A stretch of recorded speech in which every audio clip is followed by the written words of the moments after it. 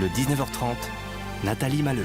Madame, monsieur, bonsoir. Merci de vous informer avec nous. À la une filière parallèle pour se faire vacciner à Ronquières. C'est en Wallonie et pourtant on y trouve des Bruxellois ou des Flamands et certains ont à peine 20 ans. Ces images, les autorités ne veulent plus les voir. Elles veulent éviter un remake de la boum et contrer un nouveau rassemblement de masse au bois de la Cambre. En 2026, seules les voitures 100% électriques seront déductibles pour les sociétés et indépendants. Vous en saurez plus sur cette réforme fiscale. Un reportage poignant de notre envoyé spécial au camp de Al-Hol en Syrie. Des enfants souffrent et meurent faute de soins. 5 jeunes Belges au moins ont perdu la vie sur place. Et puis retour en Belgique pour un reportage sur les cultures de demain. Elles ont un petit air méditerranéen.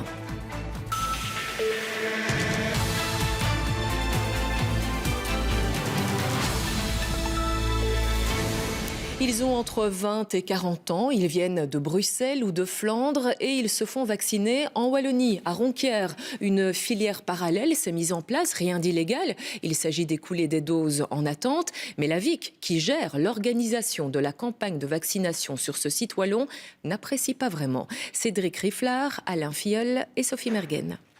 J'ai 21 ans. J'ai 27 ans, je travaille dans le milieu de l'ORECA. Moi j'ai 20 ans. Ils sont jeunes, parfois très jeunes, et n'ont aucun problème de santé. Pourtant, ils se font bel et bien vacciner aujourd'hui. Ils ont tout simplement envoyé un mail à cette adresse. On a juste rempli nos informations, numéro national, nom, prénom, numéro de téléphone.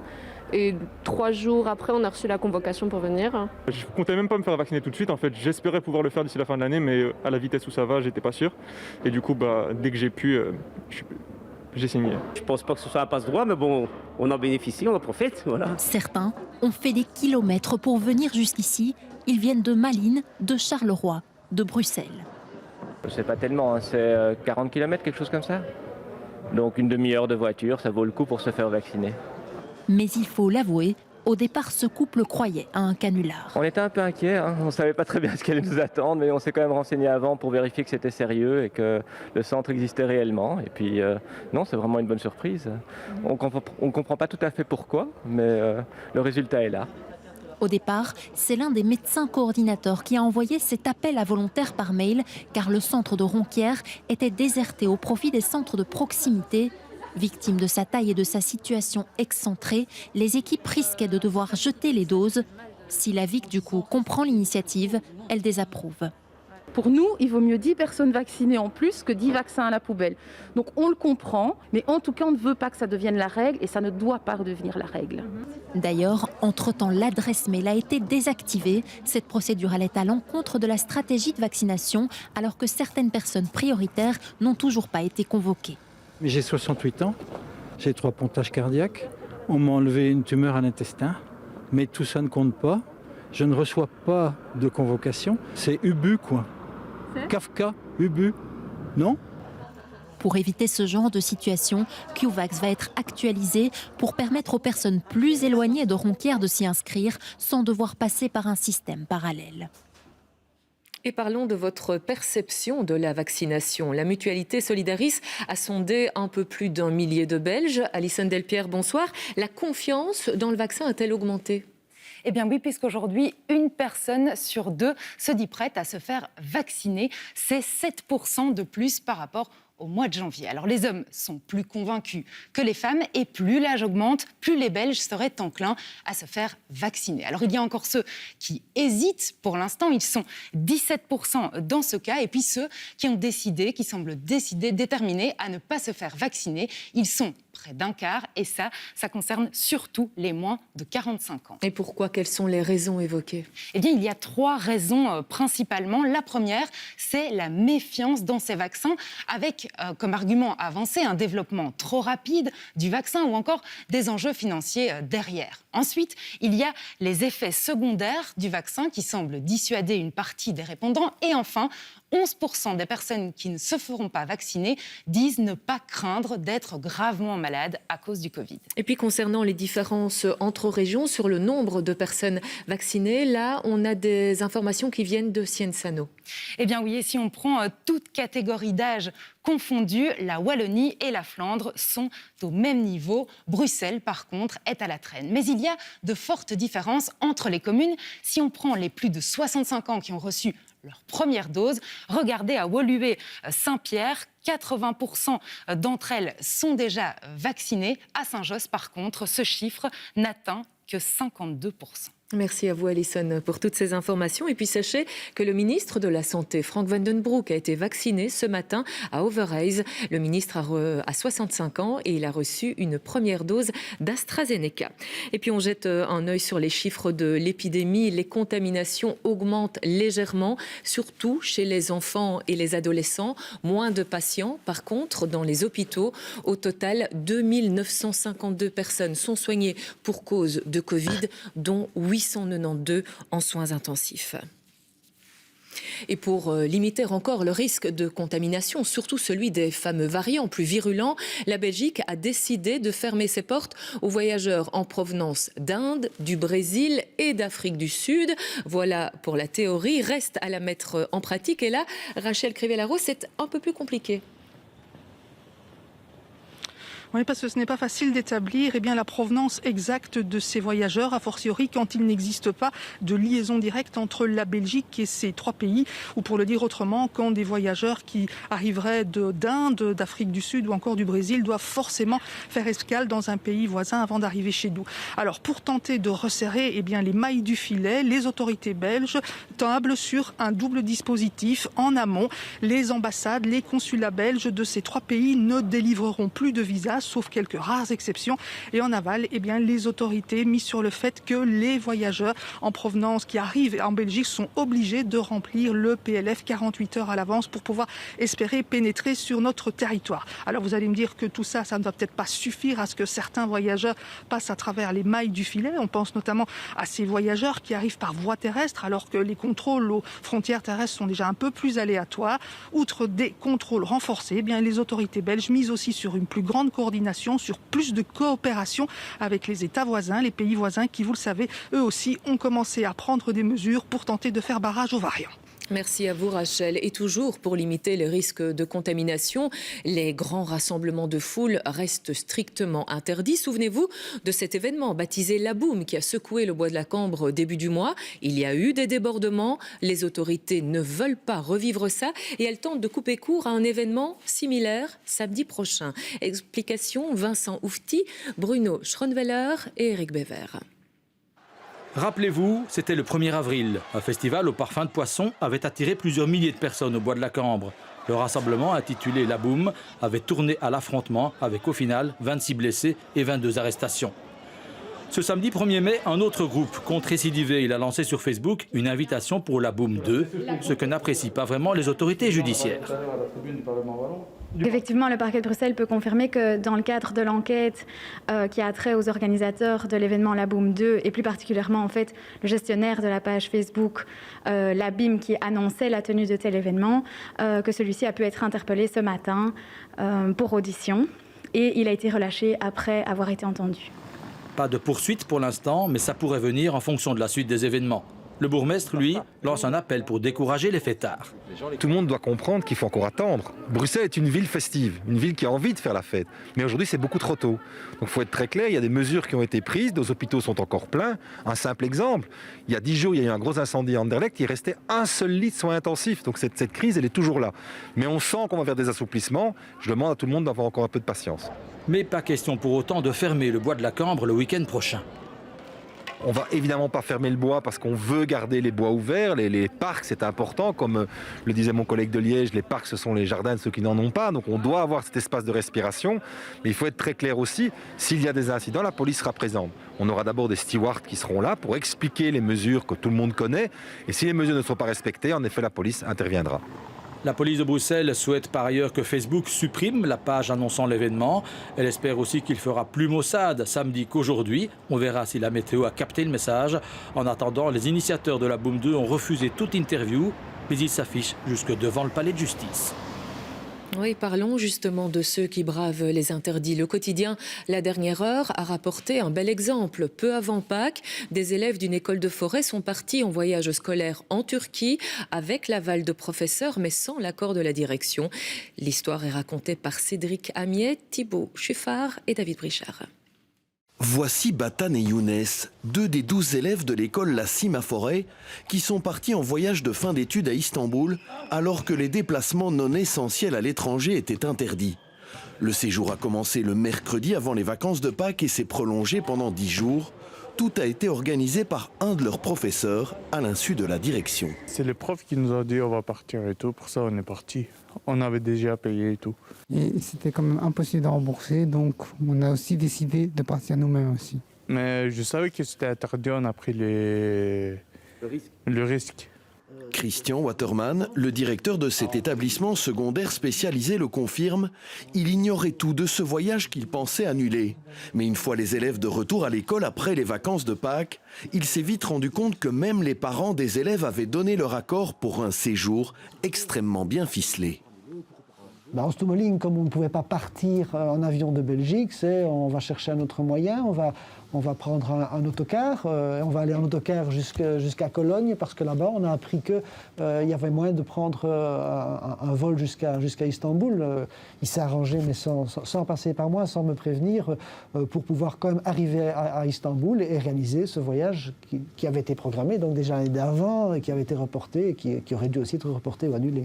Fort déçu, ce directeur n'a pu recueillir que des regrets de la part du professeur en question. À ce stade, aucune sanction n'a été décidée. Il continue l'année, mais bon, je ne suis pas tout seul, j'ai un pouvoir organisateur. On a d'ailleurs une réunion mensuelle, on en a une tout à l'heure. Voilà, c'est un des sujets dont on va parler. Je ne sais pas exactement quelles vont être toutes les suites par rapport à ce qui s'est passé, parce que le fait est quand même grave. De leur côté, les élèves garantissent qu'une quarantaine de 14 jours a bien été respectée à leur retour. Test PCR à l'appui. Aucun d'entre eux ne regrette ce voyage qui crée pourtant ici une certaine polémique.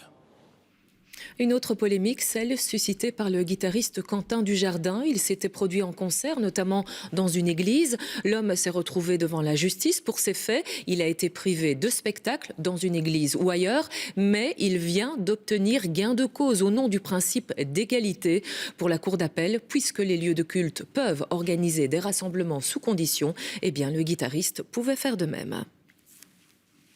Et parlons de la justice encore, avec la crainte d'un engorgement dans les tribunaux d'entreprise. Le nombre de faillites risque d'augmenter nettement dans les prochains mois. Il faudra traiter tous ces dossiers et le ministre de la Justice en est conscient. Il a d'ailleurs promis plus de moyens. Voyez ce reportage de Jean-Paul Hans, Vincent Vanove et Stéphanie Lepage à Liège.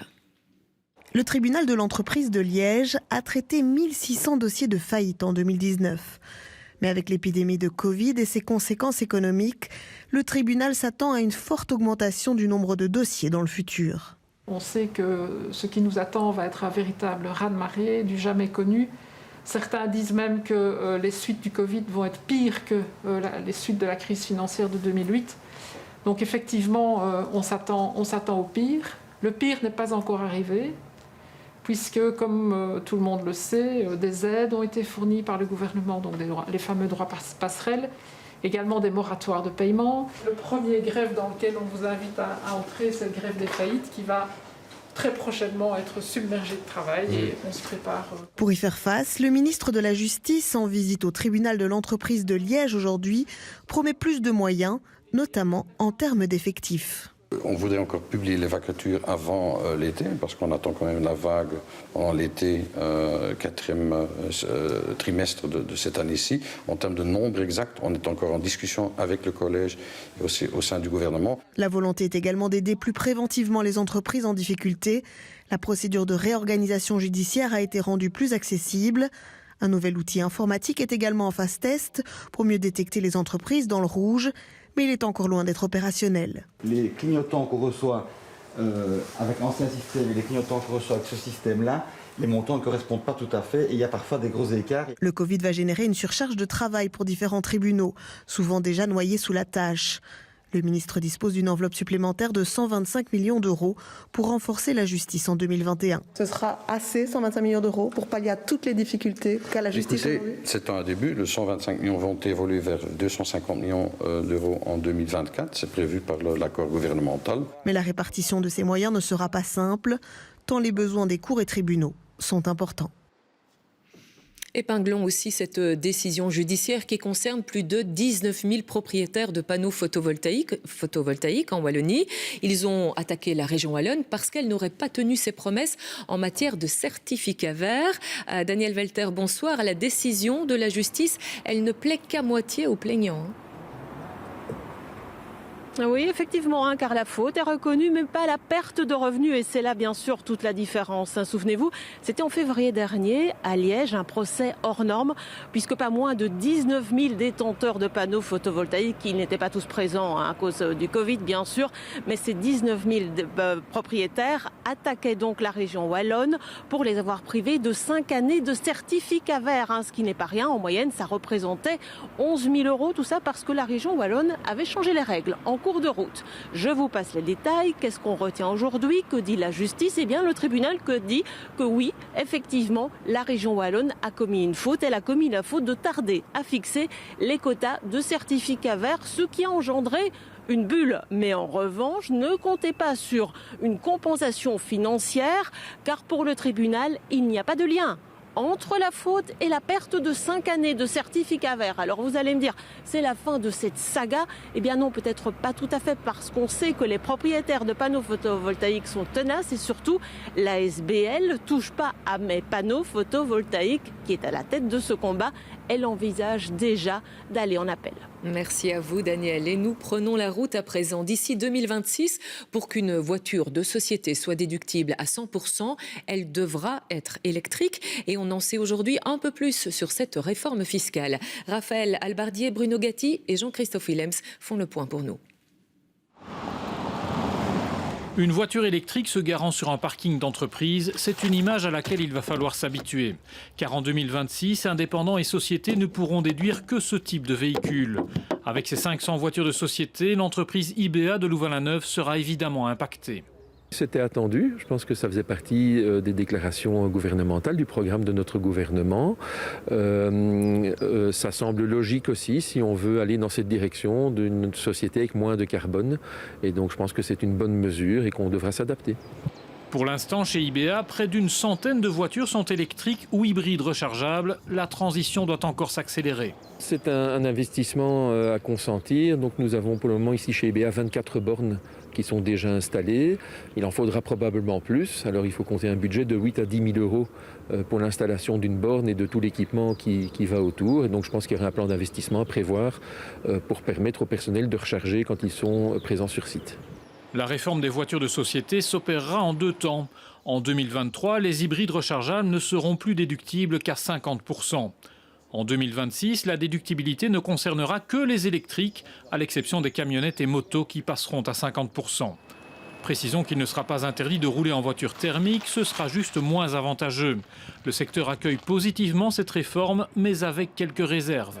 Notre secteur est prêt, mais la question est, est-ce que le gouvernement est prêt? Est-ce que les utilisateurs sont prêts pour ce changement? Tout d'abord, il faut l'infrastructure, donc les bornes de recharge et aussi le réseau d'électricité qui doit être prêt pour 2026. Deuxièmement, est-ce que tout le monde sera en mesure de recharger à la maison ou chez son employeur, ou est-ce qu'ils auront la possibilité d'avoir une borne de recharge tout près de leur domicile? Pour les employés qui bénéficient d'un véhicule, il n'y aura aucun changement de fiscalité. Enfin, autre bonne nouvelle qui concerne tout le monde, n'importe quel particulier pourra déduire à 45% l'installation d'une borne à domicile dès le mois de septembre de cette année. Du moins, si le projet est adopté en Conseil des ministres les prochains jours. Dans la suite de ce journal, la parole à Ursula von der Leyen. La présidente de la Commission européenne l'affirme, s'il y a eu un Sofagate en Turquie, c'est parce qu'elle est une femme. Au Danemark, la population revit et ressort grâce au Corona Pass. C'est une clé de sortie après la pandémie. Et puis, changement de décor, voici un cabinet de dentiste transformé en musée du dinosaure. C'est l'œuvre d'une société de Louvain-la-Neuve. Elle ne manque ni d'idées ni de clients. Et d'abord, des images qui illustrent une sinistre réalité en Syrie. Des enfants de combattants islamistes se retrouvent enfermés dans des camps comme celui de Al-Hol. Ils vivent dans des conditions terribles, ils manquent de tout et certains y perdent la vie. Au moins 11 mineurs d'âge européens sont déjà morts dans ces camps et parmi eux plusieurs Belges. Alors je dois vous prévenir, certaines images peuvent heurter les plus sensibles. C'est un reportage de Wilson Fash, notre envoyé spécial en Syrie. Vous voyez, tout ça c'est le cimetière. Les tombes vont jusque là-bas. Ahmed Salem Chiab est fossoyeur dans le village de Al-Hol depuis 25 ans. C'est lui qui a la lourde tâche d'enterrer les centaines d'enfants qui sont décédés dans le camp qui se trouve juste à côté. Il y a des enfants de tous les âges enterrés ici, de 1 jour à 15 ans. Je crois qu'il y a 300 ou 400 corps. Il y a surtout des Syriens et des Irakiens, puis des étrangers aussi. Le cimetière d'Al-Hol ressemble à un terrain vague. C'est pourtant ici qu'au moins 4 enfants belges seraient enterrés. Ils reposent aux côtés d'enfants locaux et étrangers, dont sans doute un Français, un Hollandais et 2 Suédois. Les causes de cette hécatombe sont connues. La malnutrition, des blessures mal soignées, la déshydratation, des maladies. Autant de décès qui auraient pu être évités si ces enfants avaient eu accès à des soins de santé adaptés. Des enfants venus du monde entier et abandonnés de tous. Cette clinique, située à l'intérieur du camp, est prise d'assaut par les patients. 62 000 personnes sont internées à Al-Hol, dont une majorité d'enfants, des filles et fils de djihadistes de l'organisation terroriste État islamique. Cet Irakien de 9 ans a été caillassé par d'autres enfants. Il s'en sortira avec 3 points de suture, mais tous n'ont pas eu sa chance. Ces enfants ne sont que des enfants et ils ne sont coupables de rien. Cette situation est la faute de leurs parents, mais ce sont les enfants qui souffrent. J'espère qu'ils seront tous rapatriés. Le danger est partout, aussi bien pour la santé physique que mentale. Ce camp est comme une prison. Ce n'est pas un endroit pour des enfants. Début mars, le gouvernement belge a annoncé son intention de rapatrier tous les enfants de moins de 12 ans et il examinera également au cas par cas la situation de certaines mères. Mais les forces kurdes qui gèrent ces camps ici dans le nord-est de la Syrie annoncent d'ores et déjà qu'elles ne souhaitent pas séparer les enfants de leurs mères. Puis il faudra encore déterminer le sort des ressortissants d'autres nationalités, notamment de nombreux Européens. Une chose est sûre, le cimetière pour enfants d'Al-Hol grandit à un rythme alarmant. Quand les cliniques du camp sont dépassées, les cas les plus graves sont transférés dans cet hôpital. Une dizaine d'enfants ont été emmenés ici en urgence hier à la suite d'un incendie qui s'est déclaré dans une tente. Des familles qui ne sont pas liées à l'organisation terroriste État islamique, mais qui ont été forcées de trouver refuge à Al-Hol à cause de la guerre. Ma petite fille a été brûlée au niveau des jambes et du ventre. Ce bébé devrait s'en sortir, mais 2 enfants de la famille n'ont pas survécu à leur brûlure. 2 corps de plus qui viendront agrandir le cimetière d'Al-Hol. Voilà, des images très dures, un reflet de la réalité. Mehdi Kelfat, bonsoir, vous êtes notre responsable éditorial Monde et avec vous, expliquons pourquoi nous avons décidé de montrer ces images ce soir. Parce que dans ce débat sur le rapatriement des enfants présents en Syrie, pendant très longtemps, on a déshumanisé la situation de ces enfants. On a beaucoup parlé de chiffres. Il était vraiment important d'incarner la présence aussi d'enfants belges sur place. Il y a encore une 40aine d'enfants belges qui vivent dans les camps, gérés par les forces kurdes et des enfants qui ont quasiment tous moins de 6 ans. Important aussi parce que selon nos chiffres, sur les 11 enfants qui sont morts dans ces différents camps, 5 sont de nationalité belge, qui est quand même démesurée, c'est une proportion importante. Et puis enfin parce que rien ne semble avancer pour permettre à ces enfants de sortir de cet enfer. Et pourtant, notre Premier ministre Alexander De Croo avait promis de rapatrier ces enfants. Oui, promesse de rapatrier les enfants de moins de 12 ans et aussi au cas par cas rapatriement de leur mère pour éventuellement les envoyer chez nous en prison. Mais avant même cette promesse, la Belgique a perdu beaucoup de temps. Tous ces enfants avaient été plus ou moins localisés, ils avaient été identifiés. Mais depuis, la situation a bougé, c'est mouvant. La Syrie, la situation s'est dégradée sur le terrain. Et à moins d'une coopération internationale avec nos voisins néerlandais, avec nos voisins français, il paraît difficile techniquement de parvenir pratiquement à aller chercher ces enfants qui risquent de payer à jamais pour les crimes de leurs parents. Merci à vous, Medivh, pour toutes ces explications. Dans l'actualité internationale, il y a aussi le discours d'une femme blessée. Ursula von der Leyen, la présidente de la Commission européenne, est revenue hier soir sur le Sofagate, moment délicat lors de son voyage officiel en Turquie. Et elle est très claire, c'est son statut de femme qui a été dénigré. Radouane El Baroudi et Alice Debati. C'est devant le Parlement européen que la présidente de la Commission européenne est revenue hier sur sa visite à Ankara. Ursula von der Leyen est claire. Pour elle, il ne s'agit pas d'un incident protocolaire, mais d'un traitement différencié parce qu'elle est une femme. I am the president of the European Commission. And this is how I expected to be treated when visiting Turkey 2 weeks ago. Like a Commission president. But I was not. I cannot find any justification for what I was treated in the European treaties. So I have to conclude that it happened because I am a woman. Ces images ont fait le tour du monde. Le 6 avril dernier, lors d'une visite diplomatique, Ursula von der Leyen avait été placée sur un divan, tandis que le président du Conseil européen Charles Michel et le président turc Erdogan prenaient place dans les 2 seuls fauteuils disponibles. Dans son discours hier, la présidente s'est directement adressée aux femmes dans l'hémicycle. Honourable members, many of you will have made quite similar experiences in the past. Especially the female members of this House. I'm sure you know exactly how I felt. I felt hurt and I felt alone as a woman and as a European. Ursula von der Leyen a ensuite rappelé les nombreux défis que doit encore relever l'Europe en matière d'égalité entre les hommes et les femmes. I want the EU itself to join the Istanbul Convention. This remains a priority for my Commission. De son côté, le président du Conseil européen, Charles Michel, a répété ses regrets d'avoir occupé le seul siège libre au détriment de la présidente de la Commission. Oui, cela dit, l'Europe a aussi d'autres tracas, la gestion de la crise sanitaire notamment. Et parmi les 27, un pays se détache, le Danemark. Là-bas, la sortie de crise passe par un passeport local, un Corona Pass. C'est un précieux sésame pour les Danois. Julie Rance, Alice Debati et Nathalie Massard. Dernier préparatif pour cette coiffeuse prête à retrouver ses clients.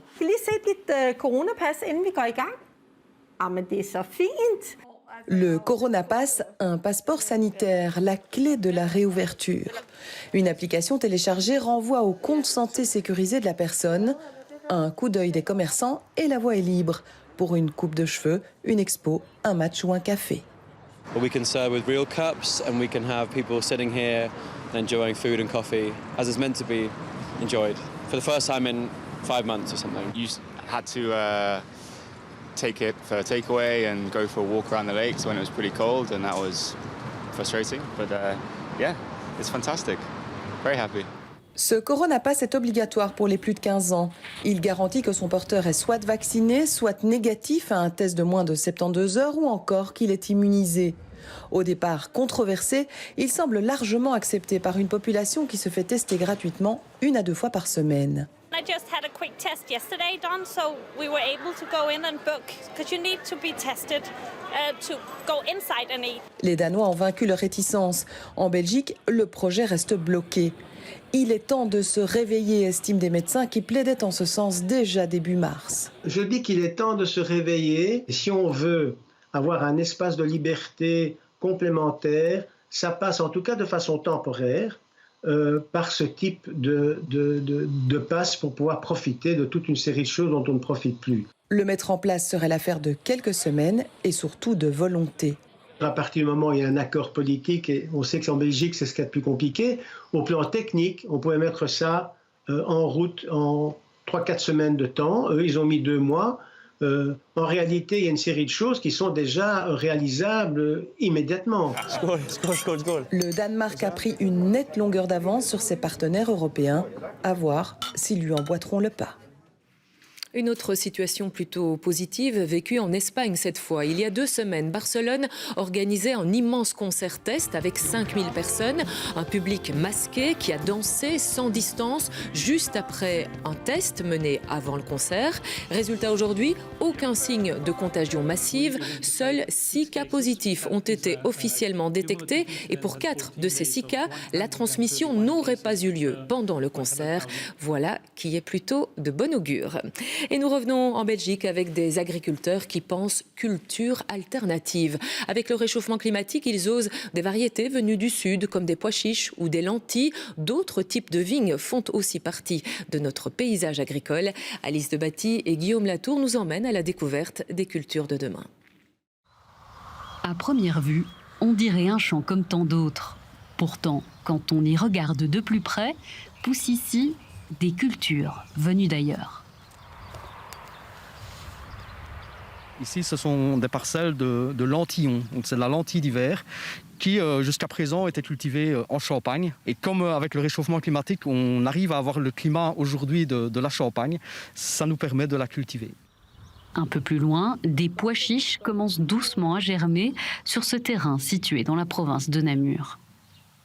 C'est vraiment assez récent. C'est vraiment on va dire la 2e année où on peut parler vraiment de pois chiches en culture de plein champ.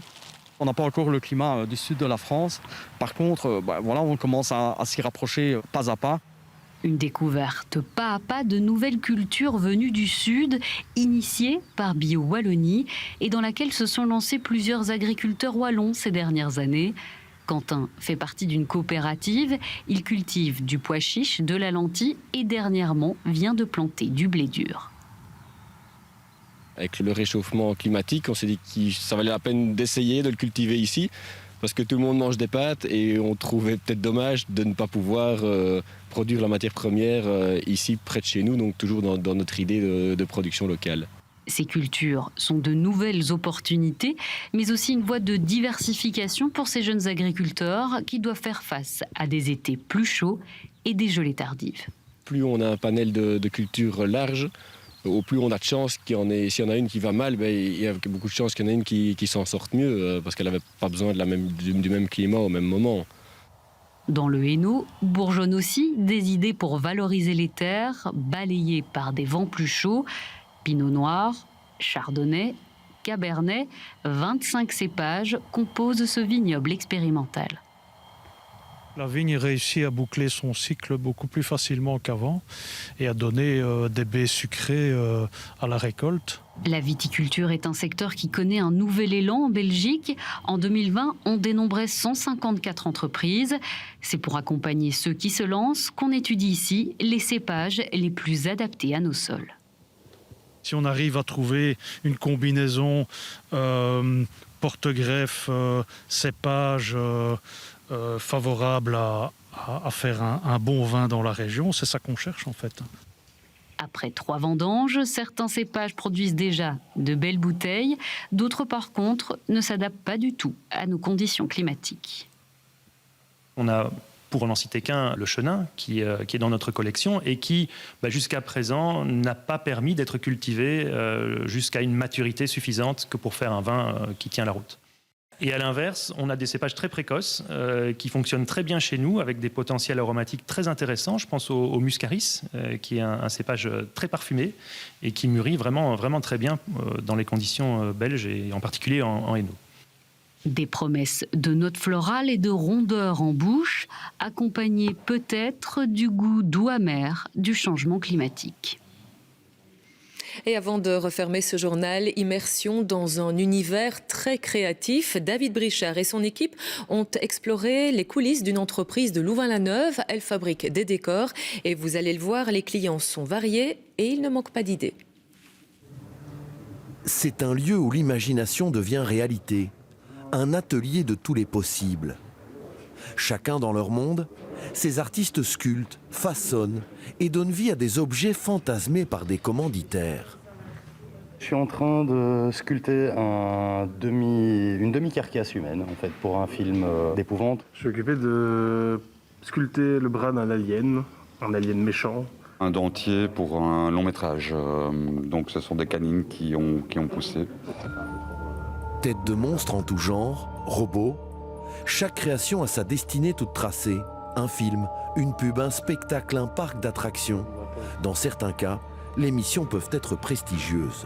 On a travaillé on a fait pour Lagerfeld, on a travaillé pour des tournages américains, pour Netflix, on a travaillé pour des spectacles de Franco Dragon aussi, il y a un petit temps, on travaille pour des spectacles à Dubaï.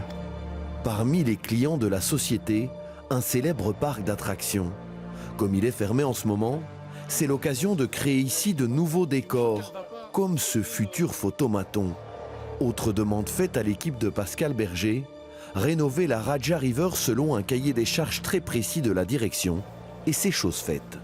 Ils lui ont donné une seconde vie. Ils l'ont coloré, ils l'ont nettoyé, ils l'ont rhabillé, ils l'ont illuminé. Enfin, ils l'ont remis complètement au goût du jour avec un gros travail de décoration. Ça fait plaisir déjà d'arriver au bout. C'est quand même, je crois, quasi 4 mois de travail non-stop. Vraiment non-stop, même sous la pluie, pas sous la neige parce que là, ça ne fonctionne plus. Il arrive aussi que les demandes soient complètement inattendues. Bienvenue dans le cabinet du dentiste bruxellois Mounir Hamoudi, un vrai musée du dinosaure.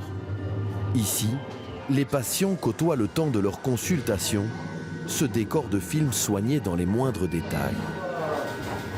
Je veux que mes dinosaures ils aient un niveau cinématographique à l'échelle de Jurassic Park. Si Pascal Berger a rendez-vous ici, c'est parce que le responsable des lieux compte ouvrir prochainement un nouveau cabinet dédié cette fois à la galaxie. Avant, on était sur la Terre. Maintenant, je cherche à aller dans les étoiles. Donc, on va essayer de créer un univers aussi spectaculaire, mais avec un medley de tout ce qui se passe dans le cinéma, en mode Star Wars, Alien, Predator, mélanger un univers de Lego.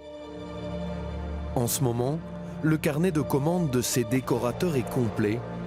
De quoi donner à ces artistes la possibilité de continuer à nous faire rêver. Ouais, et si vous rêvez d'investissement immobilier, ne ratez pas QR, c'est juste après ce journal avec Sacha Daoud. Très belle soirée à vous et à demain. Merci.